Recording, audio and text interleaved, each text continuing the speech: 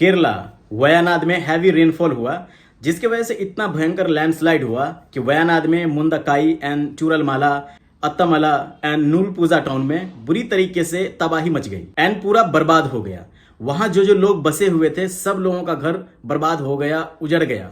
लोग परेशान हाल में हैं। आर्मी के द्वारा किसी तरह से लोगों का जान बचाने की कोशिश की जा रही है एंड 9328 लोगों को वयनाड से 91 डिफरेंट रिलीफ कैंप में रिलोकेट किया गया है। बट चिंता की बात यह है कि 300 से ज्यादा लोग मिसिंग बताए जा रहे हैं।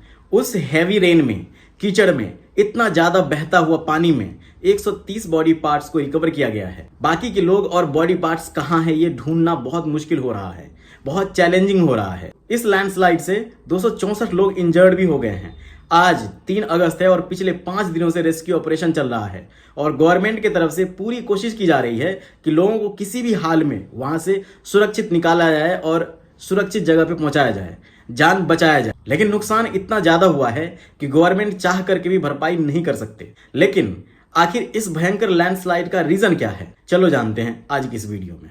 इस लैंडस्लाइड का रीजन जाने उससे पहले ये बता दूं कि इस डिजास्टर के पीछे गवर्नमेंट का भी बहुत बड़ा हाथ है, जिसको हम बाद में जानेंगे। उससे पहले लैंडस्लाइड का रीजन जानते हैं। वयनाड में मंडे एंड ट्यूसडे को 24 घंटे के अंदर बहुत भयंकर बारिश हुई, मॉर्निंग में हो रही थी, जिसका थिकनेस 140 mm था। और इंडिया मेट्रोलॉजिकल डिपार्टमेंट IMD ने बताया जितनी बारिश की उम्मीद थी उससे 5 गुना ज्यादा बारिश हुई एंड वयनाड में ही बाकी के और जगहों पे 300 mm की बारिश हुई। क्लाइमेट एक्सपर्ट के अकॉर्डिंग इतनी बारिश होने की वजह से अरबियन सी को वार्म कर दिया, जिसने लैंडस्लाइड को ट्रिगर किया। ऐसा अभिलाष के अकॉर्डिंग अरबियन सी में बहुत डीप मेसोस्केल क्लाउड सिस्टम बन गया, जिसके वजह से वयनाड, कालीकट, मलप्पुरम एंड कन्नूर में एक्सट्रीम लेवल की बारिश हुई।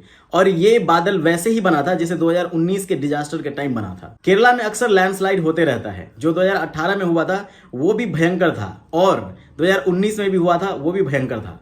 साउथ ईस्ट अरबियन सी धीरे धीरे वार्म हो रहा है, जिससे उस रीजन में एंड केरला में एटमॉस्फेरिक इनस्टेबिलिटी बन रही है और अक्सर घने बादल बनते रहते हैं और एक्सट्रीम लेवल की बारिश होती रहती है। अब ये जानते हैं कि आखिर केरला में इतना डिजास्टर क्यों होता है।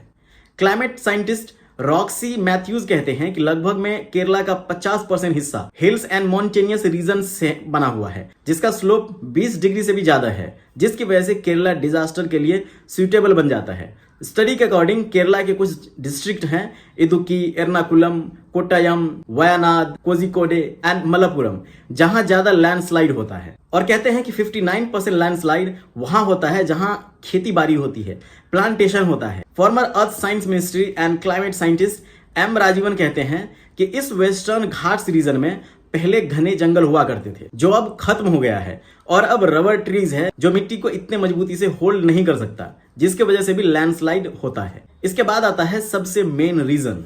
श्री कुमार कहते हैं कि केरला के वैसे एरियाज में बहुत सारा कंस्ट्रक्शन एक्टिविटीज हो रहा है, पुलिया बनाया जा रहा है जो लैंडस्लाइड को जन्म दे सके।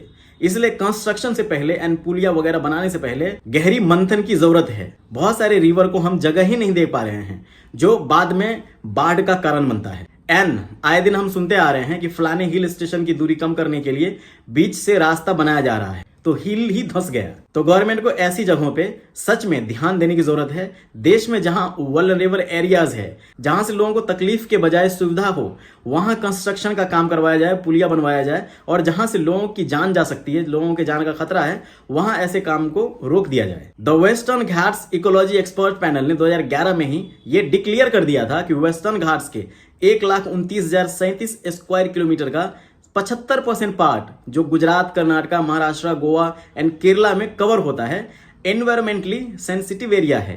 इसलिए यहां इम्प्लांटेशन मना किया था, बट ये इम्प्लीमेंट नहीं किया गया। अगर ये इम्प्लीमेंट किया गया होता एंड कंस्ट्रक्शन का काम नहीं किया गया होता तो वयनाड में जो इतना बड़ा डिजास्टर हुआ है वो नहीं होता। केरला में 2020 में लैंडस्लाइड हुआ जिसमें 65 लोग मारे गए। 2018 में ऐसा बाढ़ आया कि 400 लोग मारे गए, इंफ्रास्ट्रक्चर खत्म हो गया, हजारों घर सब टूट गया। 2021 में मल्टीपल लैंडस्लाइड की वजह से दर्जनों से ज्यादा लोग मारे गए। 2022 में बाढ़ आया जिसमें काफी लोग मारे गए। पिछले 7 साल में केरला पूरी तरीके से बर्बाद हो गया है। 2015 से 2022 के बीच में पूरे देश में 3782 लैंडस्लाइड हुआ है, जिसमें 2239 लगभग 60% लैंडस्लाइड अकेले केरला में हुआ है। इसलिए गवर्नमेंट को चाहिए कि इस डिजास्टर को कैसे रोका जाए उस पर काम करें, न कि बढ़ाने का काम करें। आप लोगों का क्या पॉइंट ऑफ व्यू है इस सब चीज़ों पे, प्लीज़ कमेंट।